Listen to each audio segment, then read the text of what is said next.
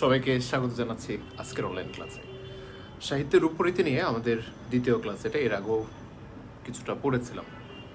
আজকে শুরু করব 158 নম্বর পৃষ্ঠার নাটকের আলোচনা থেকে। বই খুলবেন সবাই, 158 নম্বর পৃষ্ঠায় আছি। অলরেডি অনেকেই যুক্ত হয়েছ। ওকে, স্নেহা আছেন, নমস্কার। অ্যান্ড প্রিয়ম, ওয়ালাইকুম আসসালাম। নাইম, প্রিসিলা আছো? হ্যাঁ, হ্যালো।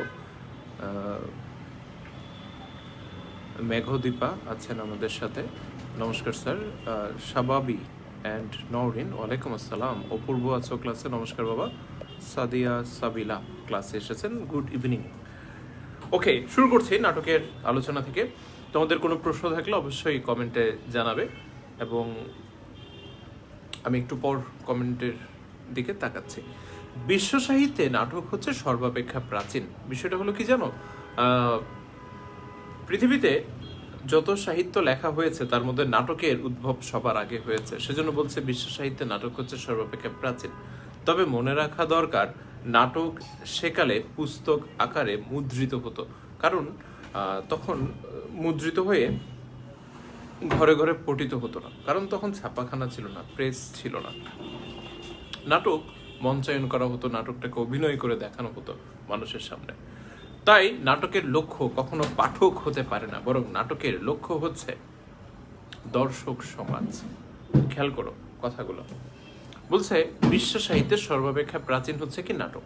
তাহলে অনেক আগে মানুষ তো নাটকগুলো লিখে এখন যেভাবে আমরা বই আকারে পাচ্ছি সেভাবে মানুষ পড়তে পারতো না। নাটকগুলো তখন মানুষ কিভাবে দেখতো? নাটক তখন মঞ্চায়ন করা হতো। নাটক লেখার পর সেটাকে মঞ্চায়ন করা হতো।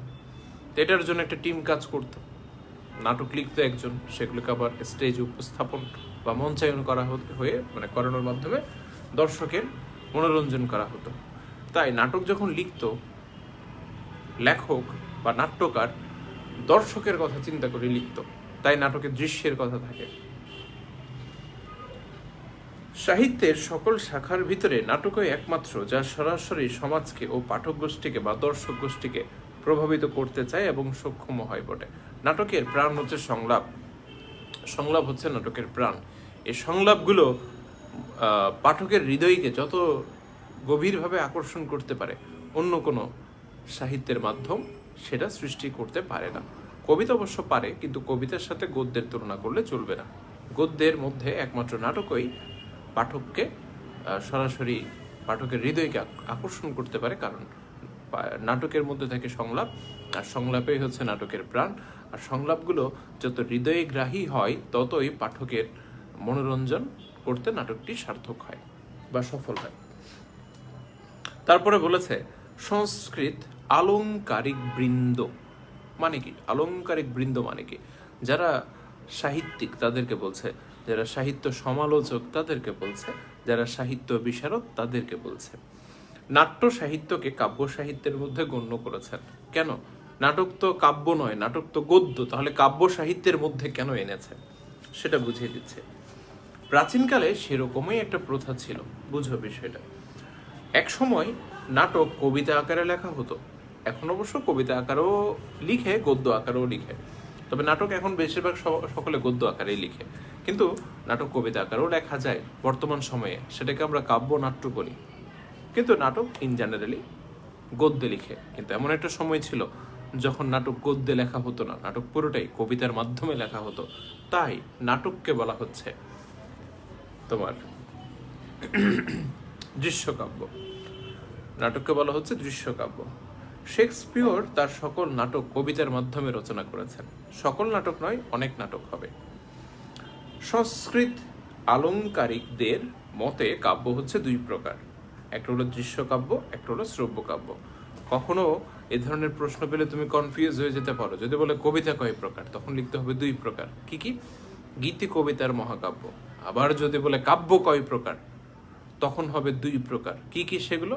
দৃশ্যকাব্য এবং শ্রব্য কাব্য। তাহলে প্রশ্নগুলো প্রায় কাছাকাছি। একটা হচ্ছে কবিতা থেকে, একটা হচ্ছে কাব্য থেকে, দুটোই দুই প্রকার, কিন্তু উত্তরটা ভিন্ন, মনে রাখবে। এরপরে বলল নাটক প্রধানত দৃশ্যকাব্য, যেহেতু নাটকের অভিনয়ে মানুষজনকে দর্শন করানো সম্ভবপর না হলে নাট্য রচনার বা নাটক রচনার উদ্দেশ্যটাই ব্যর্থ হয়। নাটকের উদ্দেশ্য আমরা জানি, নাটকের উদ্দেশ্য হচ্ছে দর্শক। তাই নাটকটা যদি মঞ্চায়ন করতে না পারি তাহলে নাটক রচনার যে উদ্দেশ্য সেটাই ব্যর্থ হবে। নাটক সচরাচর 5 অঙ্কে বিভক্ত থাকে, 5টি অংশে 5টি অঙ্কে বিভক্ত থাকে। কি কি? একটা হলো প্রারম্ভ, একটা হলো প্রবাহ, একটা হলো কাহিনীর অগ্রগতি, একটা হলো উৎকর্ষ বা যেটাকে বলে ক্লাইম্যাক্স। এরপর হচ্ছে গ্রন্থিমোচন, যাকে সহজ বাংলায় বলা যেতে পারে যে নাটকটা আস্তে আস্তে পরিণতির দিকে যাচ্ছে আর শেষে নাটকের পরিসমাপ্তি হবে, পর্দা পড়ে যাবে, নাটকের উপসংহার বলে আমরা তাকে। তাই নাটকের 5টি অঙ্ক বা 5টি অংশ থাকে। অবজেক্টিভের জন্য দরকার আছে আর কি এগুলো। কাহিনীর বিষয়বস্তু ও পরিণতির উপর ভিত্তি করে নাটককে 3 ভাগে ভাগ করা যায়। একটা হচ্ছে ট্র্যাজেডি, ট্র্যাজেডির বাংলা হচ্ছে বিয়োগান্ত, যেটা শেষে নায়ক নায়িকার মিলন হবে না, বিচ্ছেদ ঘটবে। একটা হলো কমেডি, কমেডি মানে মিলনান্ত, শেষে মিলন থাকবে, হাস্যরস থাকবে। প্রহসন মানে হচ্ছে ফার্স, বাংলা হচ্ছে প্রহসন। একে আমরা সহজভাবে বলতে পারি ব্যঙ্গার্থক নাটক, সহজভাবে বলতে পারি ব্যঙ্গধর্মী নাটক। এই 3 ধরনের নাটকের মধ্যে ট্র্যাজেডিকেই আমরা সর্বশ্রেষ্ঠ বলতে পারি। যদি কেউ প্রশ্ন করে ট্র্যাজেডিকে কেন নাটকের মধ্যে সর্বশ্রেষ্ঠ বলা হয়, তাহলে আমরা উত্তর হিসেবে এভাবে লিখতে পারি, ট্র্যাজেডির মধ্যে এমন এক ধরনের করুণ রস সৃষ্টি করে যা পাঠকের মনে আনন্দ দান করতে পারে। ট্র্যাজেডির মধ্যে এমন এক ধরনের করুণ রস সৃষ্টি হয় যা পাঠকের মনে একটি নির্মল আনন্দের উৎস দান করে। তাই নাটকের মধ্যে ট্র্যাজেডিকেই সর্বশ্রেষ্ঠ বলা হয়। সাহিত্যের উদ্দেশ্যই হচ্ছে আনন্দদান। অনুধাবনে গিয়ে লিখব সাহিত্যের উদ্দেশ্যই হচ্ছে আনন্দদান। কিন্তু সাহিত্যের মধ্যে একমাত্র ট্র্যাজেডি নাটক এমন এক ধরনের মাধ্যম যা দেখে পাঠকের হৃদয় বেদনা বিধুর হয়ে ওঠে।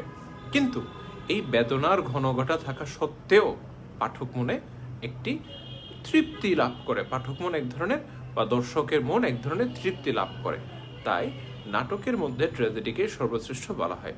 আবারও বলছি, সাহিত্যের উদ্দেশ্যই হচ্ছে আনন্দ দান করা, কিন্তু ট্র্যাজেডি নাটক এমন এক ধরনের নাটক বা এমন এক ধরনের সাহিত্য যেটা পাঠকের মনকে তীব্র বেদনা দান করবে।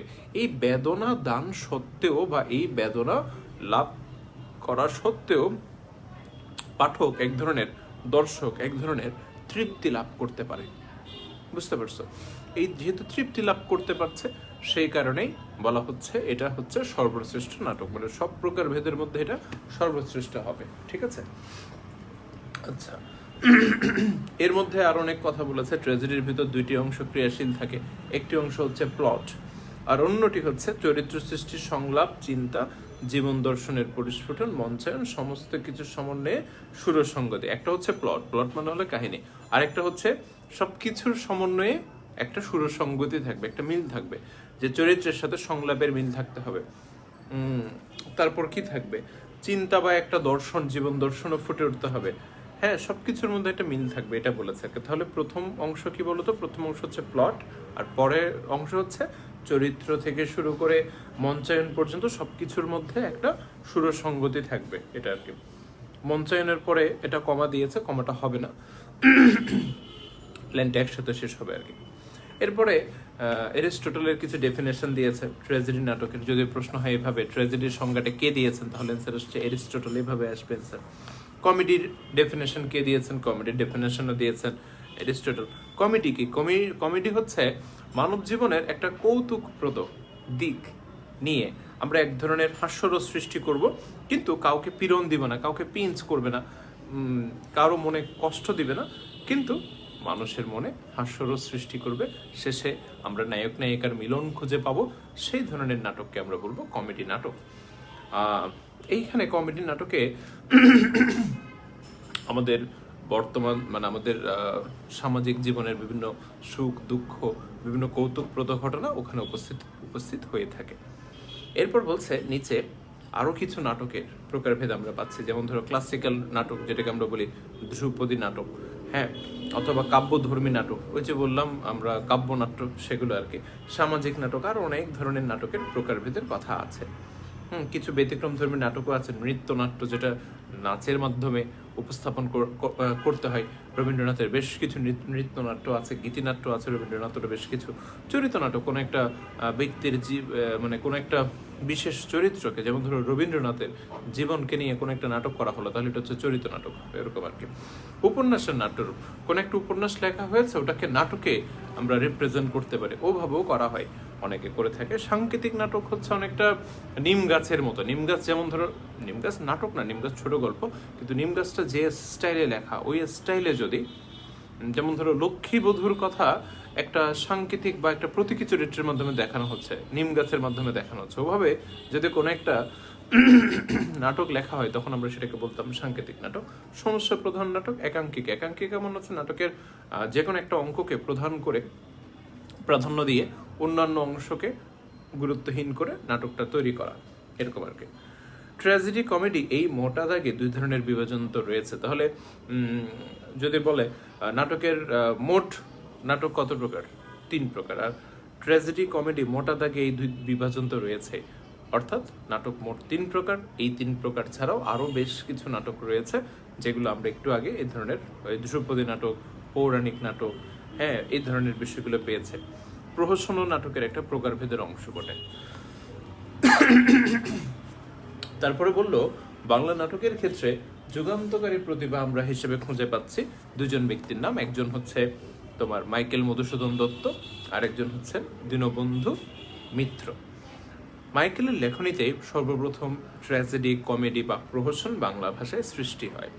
তারপর দীনবন্ধু মিত্র আবির্ভাব হন সামাজিক নাটক নিয়ে।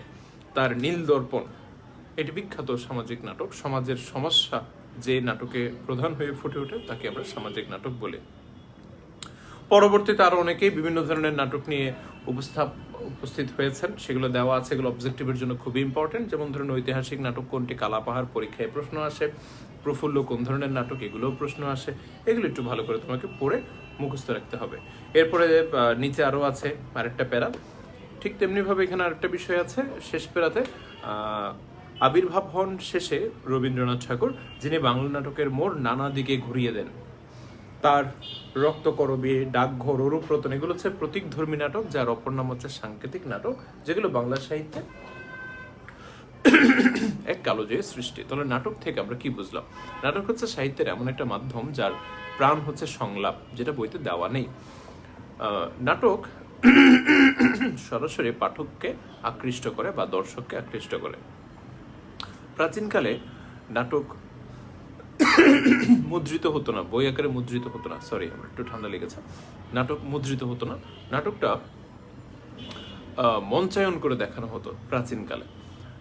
আর আরেকটা বিষয় হলো, বিশ্ব সাহিত্যে সর্বাপেক্ষা প্রাচীন হচ্ছে নাটক, অর্থাৎ বিশ্বে যত সাহিত্য আছে তার মধ্যে সবার আগে এসছে কি নাটকটা। এরপরে আমরা পেলাম যে নাটকের বিভিন্ন শ্রেণী বিভাজন আছে, তার মধ্যে সর্বশ্রেষ্ঠ হচ্ছে তোমার কোনটা? সর্বশ্রেষ্ঠ হচ্ছে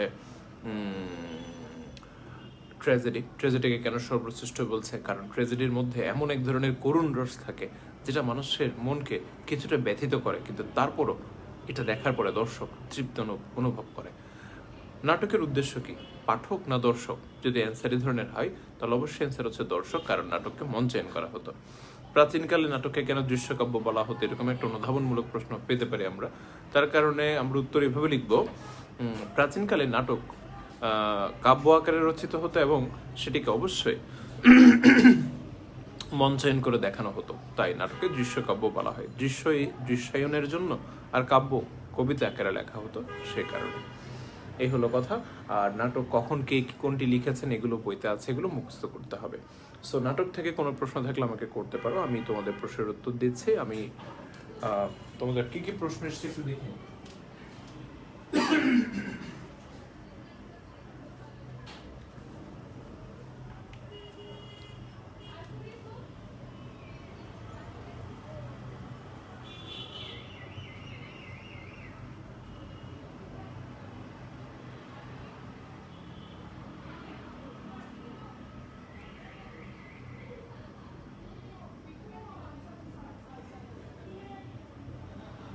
ওকে, আমি একটু চেক করছি তোমাদের। ওকে ওয়েট, তোমাদের প্রশ্নগুলো কি আছে দেখি। Fine. In the meantime আরও অনেকেই যুক্ত হয়েছ আমাদের সাথে। অনিন্দিতা আসছেন ক্লাসে, অ্যান্ড টুম্পা স্নিগ্ধাইডি থেকে একজন এসছেন। সাজিদ, ওয়ালাইকুম আসসালাম। ওয়াজিহা আছেন, গুড ইভিনিং স্যার। অর্ণব ক্লাসে এসছেন, নমস্কার স্যার। সংযুক্তা আছেন, দেবজানী আছেন, নমস্কার। অ্যান্ড দীপজ্যোতি ক্লাসে এসছেন। প্রত্যুষ, ওকে। নাফিউন আছেন, অর্পণ আছেন ক্লাসে। প্রিয়ন্তী, ওকে, রেগুলার স্টুডেন্টেরা। পেজ নাম্বার 158, ওকে। আচ্ছা, একটা প্রশ্ন পেলাম যে কাব্য অ্যান্ড কবিতার মধ্যে পার্থক্য কি? Good question. কবিতা একটা সিঙ্গেল কবিতাকে বলা হয়। আচ্ছা, কাব্য হচ্ছে কবিতা সমষ্টি। অনেকগুলো কবিতা মিলে একটা বই বের হলে তাকে আমরা কাব্য বলি। কাব্য বলতে কবিতার সমগ্রকে বোঝায়, আর কবিতা বলতে সিঙ্গেল কবিতা। অর্থাৎ তোমাদের বইতে যে সিঙ্গেল সিঙ্গেল কবিতাগুলো আছে এগুলো হচ্ছে কবিতা। এরকম অনেকগুলো কবিতা একটা বইতে পেলে সেই বইটাকে বলা হয় কাব্য। তাই বলে তোমাদের বইকে আবার কাব্য বলা যাবে না, কারণ কাব্য হতে হলে একই রাইটারের অনেকগুলো কবিতা থাকতে হবে, অনেক কবিতা থাকতে হবে। সহজভাবে বলা যায় কবিতার সমষ্টিকে কাব্য বলা যেতে পারে। অতঞ্জিলা আছেন ক্লাসে। নাটকের মোটা দাগের বিভাজন কয়টি? এরকম যদি বলে তাহলে উত্তর দুইটি বলবো, ওই যে ট্র্যাজেডি অ্যান্ড কমেডি। নওরিন, আশা করে বুঝতে পেরেছ। নাটকের অঙ্ক উৎকর্ষ বলতে কি বোঝাচ্ছে? উৎকর্ষ বলতে ক্লাইম্যাক্সকে বোঝাচ্ছে। অর্থাৎ নাটকটি আস্তে আস্তে করে, যে তোমাদের বইতে লিখেছে কোন একটা নাটকের যে জটিলতা সেটার দিকে আস্তে আস্তে করে নাটকটি উত্তরণ হচ্ছে বা নাটকটির অগ্রগতি হচ্ছে। নাটকের প্রত্যেকটা নাটকের মধ্যে, ট্র্যাজেডি নাটকের মধ্যে বা নাটকের মধ্যে একটা জটিল অংশ থাকবে যেটা দিয়ে নাটকটা আস্তে আস্তে করে বিভিন্ন মোড় লাভ করবে, সেই দিকে যাওয়া মূলত। তারপরে হচ্ছে যদি একটি নাটক হাস্যরসাত্মক হয় কিন্তু সবশেষে নায়ক নায়িকার বিচ্ছেদ হয়, সেটি আমরা অবশ্যই ট্র্যাজেডি নাটক বলবো, কারণ ট্র্যাজেডি নাটকের শেষে বিয়োগ আনতে হবে। আর ট্র্যাজেডি নাটকে হাস্যরস থাকতে পারবে না এমন কোনো কথা নেই, ট্র্যাজেডি নাটকও হাস্যরস থাকতে পারবে। আচ্ছা, মমিনুল বলছেন রবি মঙ্গল বৃহস্পতিবার বিকাল 3টায় কোনো ব্যাচ হবে কিনা। অ্যাকচুয়ালি ওটা নিয়ে কোনো আমাদের প্ল্যান নেই, আপাতত বিকাল 5টা পর্যন্ত দিয়েছে। দেখেন, আমাদের ব্যাচ দেওয়ার কথা ছিল একটা, আমি স্টুডেন্টদের রিকোয়েস্টে, গার্ডিয়ানদের রিকোয়েস্টে 3টি ব্যাচ দিয়েছি। সো চেষ্টা করবেন এই 3টির মধ্যে সবাই ভর্তি হয়ে নিতে। ব্যাচ 3 দেওয়ার পর ব্যাচ 1 থেকে বেশ কিছু স্টুডেন্ট ব্যাচ 3-তে শিফট হয়েছে। সো ব্যাচ 1-এ কিছু সিট খালি হয়েছে, সেক্ষেত্রে ব্যাচ 1-এও যদি কেউ ভর্তি হতে চাও কালকে পরশুর মধ্যে এসে ভর্তি হয়ে যাও, ঠিক আছে? আমাদের এই 3টি ব্যাচের বেশি আর কোনো ব্যাচ দেওয়ার আপাতত পর্যন্ত চিন্তা নেই, পরেরটা পরে দেখা যাবে। কারণ সত্যি বলতে এই ব্যাচগুলো দিতে গেলে আমাকে অন্য কোনো দিকে 9-10-এর ব্যাচ যেগুলো আপকামিং ইয়ারের, ওগুলো বন্ধ করেই দিতে হচ্ছে। So it's very hard for me ওই জিনিসগুলো মেনটেন করাটা। সো বিষয়টি একটু মাথায় রাখবেন। আপাতত যেটুকু দিয়েছে ওটুকে যদি টাইমে মিলে করে ফেলবেন, আর পরবর্তীতে যদি বিকেল 3টায় কোনো ব্যাচ আমরা দিতে পারি দেন আপনি তখন ওটাতে এসে ভর্তি হবেন, আর না পারলে আপাতত অনলাইনে করবেন, এই হচ্ছে কথা আর কি।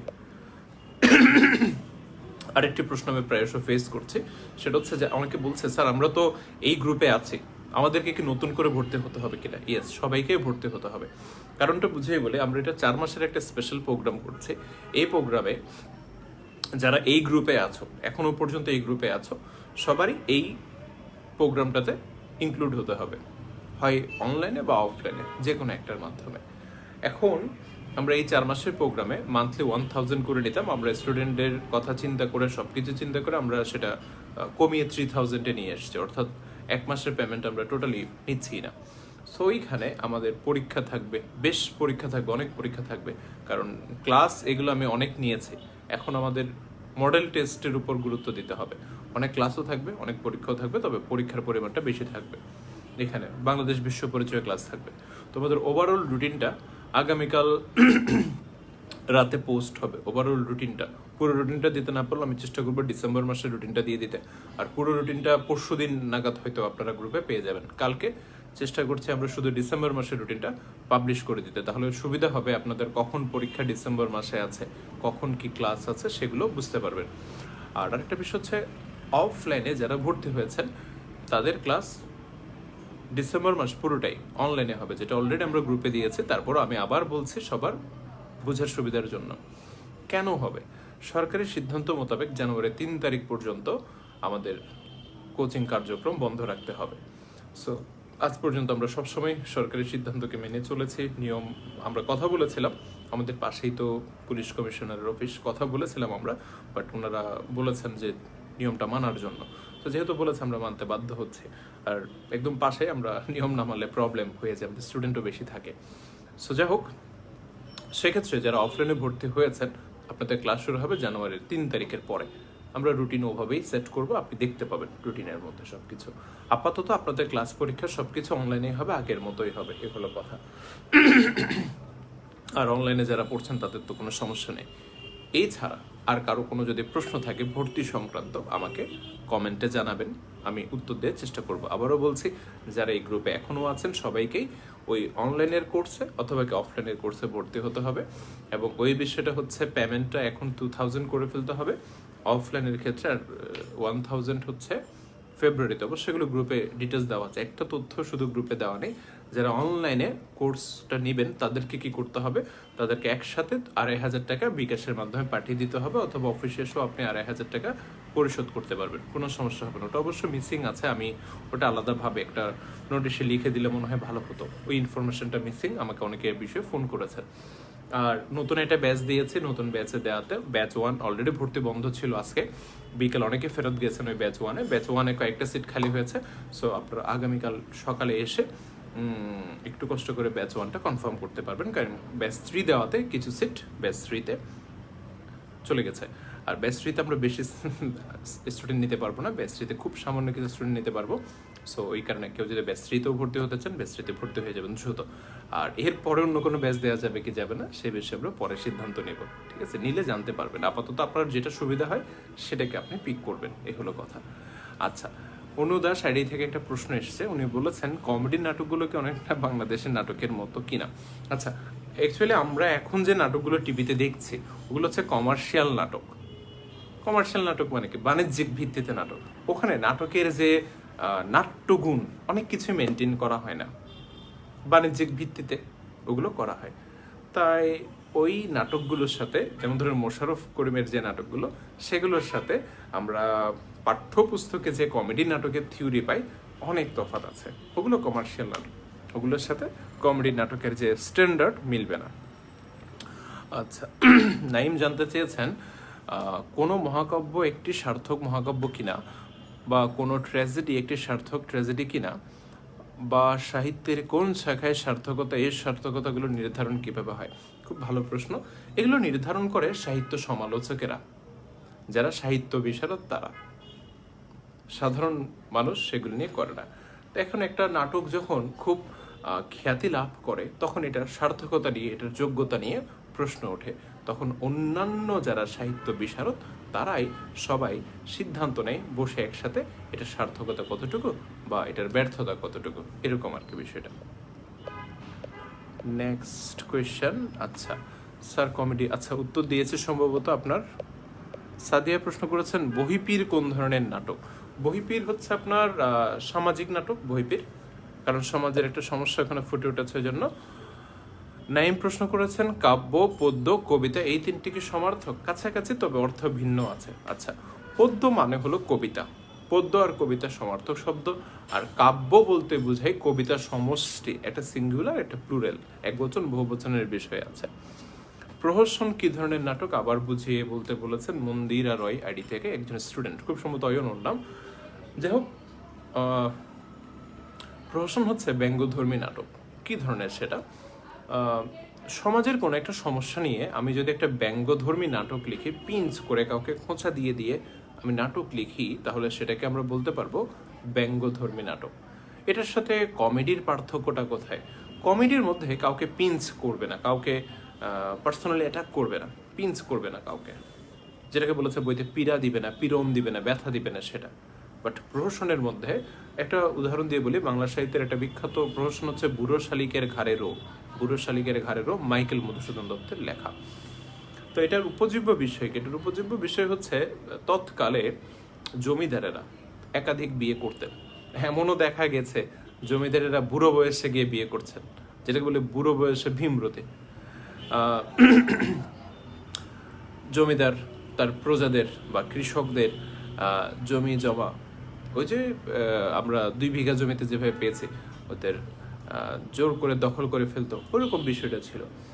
তো জমিদারদের এরকম একটা ঘটনা নিয়ে লেখা, এক প্রজার জমি সে দখল করতে যাচ্ছে, তার স্ত্রীকে দেখে, অর্থাৎ ওই কৃষকের স্ত্রীকে দেখে, সুন্দরী স্ত্রীকে দেখে জমিদারের মধ্যে এক ধরনের লোলুপতা সৃষ্টি হয়, লালসা সৃষ্টি হয়। সে সেটা চরিতার্থ করার জন্য যে নোংরামিগুলো করে, এটাই হচ্ছে ওই বুড়ো শালিকের ঘাড়েরও নাটকের উপজীব্য বিষয়। তো সংক্ষেপে বলতে চাইলে কীরকম ছিল সেটা, তাহলে দেখো, জমিদারেরা বা তৎকালের ধর্নাঢ্য পুরুষেরা একাধিক বিয়ে করতেন, এমনকি বুড়ো বয়সে গিয়েও তাদের বিয়ে করার স্বাদ জাগে, যেটাকে আমরা বলি বুড়ো বয়সে ভীমরতি। এই বিষয়টা নিয়ে বা এই ঘটনাটাকে নিয়ে মাইকেল মধুসূদন দত্ত একটা প্রহসন লিখেন, যেটার নাম হচ্ছে বুড়ো শালিকের ঘাড়ে রো। শালিকের ঘাড়ে যখন বুড়ো হয়েছে, তার ঘাড়ে রো দেখা যায়। রো মানে হচ্ছে দাগ দাগ দেখা যায়, এক ধরনের, যে জ্যাবরার গায়ে যেরকম রো দেখা যায় ওরকম আর কি। রয়্যাল বেঙ্গল টাইগারের সারা গায়ে যেরকম রো দেখা যায়, ওরকম শালিক বুড়ো হয়ে গেলে তার ঘাড়েও রো দেখা যায়, দেখতে সুন্দর লাগে, বুঝছো? তো যাই হোক, তো বুড়ো বয়সে ভীমরতি অর্থে এই প্রবাদটা প্রচলিত। এখন কথা হলো, এটা কেন প্রহসন? এটা সংলাপ নির্ভর ছিল, এবং এটার হাস্যরস ছিল, এবং এটা ব্যঙ্গধর্মী ছিল। কাদেরকে ব্যঙ্গ করছে? ওই যারা বুড়ো বয়সে গিয়ে আরেকটা বিয়ে করতে চাচ্ছে, এটা তারা যখন পড়বে তাদের গা জ্বলবে, তাদের গা জ্বলবে। তাই বলা হয় প্রহসন এবং কমেডি দুটোর মধ্যেই হাস্যরস আছে, কিন্তু পার্থক্য হলো কমেডিতে কাউকে পিঞ্চ করা হবে না, বাট প্রহসনে সমাজের কোনো না কোনো একটি ব্যক্তি বা গোষ্ঠীকে পিঞ্চ করা হয়, পীড়ন করা হয়, সমাজের কোনো একটা অসঙ্গতিকে তুলে ধরা হয়। আশা করি বুঝতে পেরেছ বিষয়টা। এছাড়া মমিদুল সম্ভবত প্রশ্ন করেছেন, বাবা এটা উত্তর দিয়ে ফেলেছে আপনার প্রশ্নের। বিজেএস ক্লাস হচ্ছে না, যে বিজেএস ক্লাস এ মাসে অবশ্যই হবে। এ মাসে 3টা বিজেএস ক্লাস আছে, অপেক্ষা করো, ঠিক আছে? বিজেএস ক্লাস এতদিন হয়নি কারণ তোমাদের বার্ষিক পরীক্ষায় বিজেএসটা ছিল না, যেটা ছিল সেই জিনিসগুলো নিয়ে আমরা ক্লাস নিয়েছি। তোমাদের বাংলার যে যে টপিকগুলো নিয়ে বার্ষিক পরীক্ষা, বার্ষিক না, তোমাদের যে প্রি টেস্ট না, তোমাদের যে টেস্ট পরীক্ষা হয়েছে, সেই টেস্ট পরীক্ষায় বাংলার ছিল, বিজেএস ছিল না, তাই আমরা বিজেএস ক্লাস নিইনি। ধর্মের পরীক্ষা নিইনি। বাংলা প্রথম পত্র, বাংলা দ্বিতীয় পত্রে যে যে টপিকগুলো ছিল, যেগুলো ইম্পর্টেন্ট ছিল, সেগুলোর উপর ক্লাস নিয়েছি। বুঝতে পেরেছ? এই মাসে হবে, এই মাসে 3টা বিজেএস ক্লাস আছে, আমাদের রুটিনে আছে। রুটিনটা দিয়ে দেবো। ওই যে বললাম একটু আগে, একাঙ্কিকা না, একাঙ্কিকা হবে না। একজন বলছেন বিকাশে, আচ্ছা, এই ধরনের বিকাশ টিকাশ নিয়ে কোনো সমস্যা হলো অফিসের নাম্বারে একটু যোগাযোগ করো বাবা, এই নাম্বারে একটু যোগাযোগ করে। এগুলো আমি একটু ওনাদের দায়িত্বে ছেড়ে দিয়েছে, সব দায়িত্ব মাথায় নিতে পারছি না, ঠিক আছে? পেমেন্ট সংক্রান্ত কোনো কথা টথা থাকলে এই নাম্বারে একটু যোগাযোগ করে আপনারা কথা বলবেন, বিকাশ বা কি সমস্যা এগুলো। গত বাংলা পরীক্ষার র্যাঙ্ক লিস্ট, ওকে, আমি দেখছি বিষয়টা। সাদিয়া বা সাবেলা, আমি দেখছি। বহিপীর কি ধর্মী নাটক? উত্তর দিয়েছি আমরা। কমেডি আর প্রহসনের উত্তর পেয়ে গেছো আশা করি। অনলাইন ক্লাস কি চলবে কিনা? হ্যাঁ, অনলাইন ক্লাস তো এই যে চলছে। তোমাদের ক্লাস হবে এই গ্রুপে শনি সোম বুধবার, ক্লাস পরীক্ষা সব এই 3 দিনের মধ্যে হবে। আগে 4 দিন হতো, এখন 3 দিন হবে। শনি সোম বুধবার এই 3 দিন হবে ক্লাস বা পরীক্ষা, যাই আছে শুধু। আচ্ছা, অনিন্দিতা বলছি স্কুল খুলে দিলে ব্যাচ পরিবর্তন করা যাবে কিনা? ব্যাচে খালি থাকলে পারবা, না হলে কিভাবে পারবা? কালকে কয়টা পর্যন্ত অফিস খোলা থাকবে? কালকে সকাল 9টা থেকে দুপুর 1টা, বিকাল 3টা থেকে সন্ধ্যা 6টা। ওকে স্যার, ঠিক আছে। নাটিকা হচ্ছে নাটকের সংক্ষিপ্ত রূপ, ছোট নাটককে বলা হয়।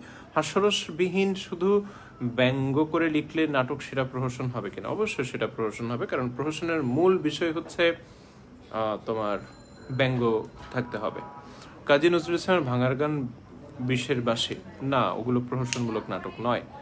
আইসিটি রাখা হয়েছে ক্লাস এ মাসে, না, এই মাসে কোনো আইসিটি ক্লাস রাখা হয়নি, সেটা পরে রাখা হবে। আইসিটি আমাদের সিলেবাস প্রায় শেষ, রিভিশনও হয়ে গেছে। এরপরও আইসিটি নিয়ে কোনো ক্লাস থাকলে আমরা পরে দেব, ঠিক আছে স্যার?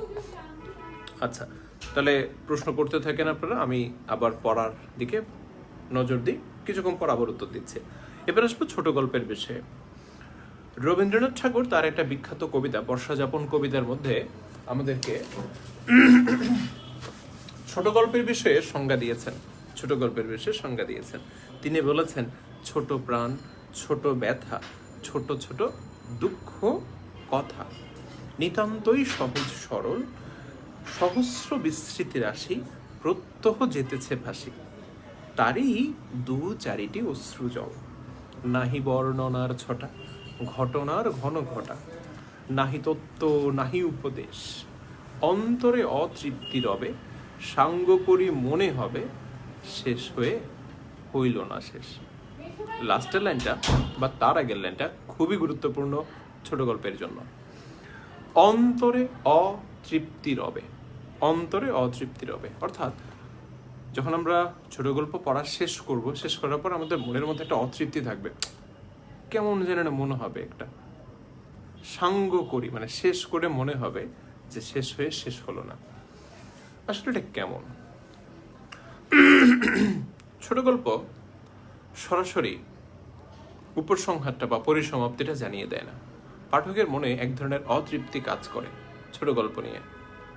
ছোট গল্প কেমন হতে পারে আমি সংক্ষেপে বলে ফেলি। ছোট গল্প কেমন হতে পারে, বইতে কি আছে সেটা আপনারা পড়ে নিতে পারবেন। ছোট গল্প আকারে ছোট হবে।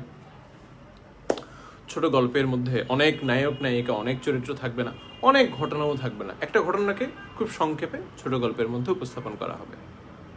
ছোট গল্পের আরেকটা বিষয় হলো, যেটা খুব গুরুত্বপূর্ণ বিষয়, যে শেষ করে আমাদের মনে হবে কোথাও যেন একটা অতৃপ্তি রয়ে গেছে। ছোট গল্পের ক্ষেত্রে আমরা বলতে পারি। কি বলেছে দেখি পরের পৃষ্ঠাতে, শেষ হয়ে হইল না শেষ কথাটি খুবই গুরুত্বপূর্ণ। এখান থেকে অনুধাবনমূলক প্রশ্ন হয় যে শেষ হয়ে হইল না শেষ উক্তিটি ব্যাখ্যা করো। শেষ হয়ে হইল না শেষ উক্তিটি ব্যাখ্যা করো। এটার জ্ঞান কিভাবে লিখবা? এটার জ্ঞান লিখবে এভাবে,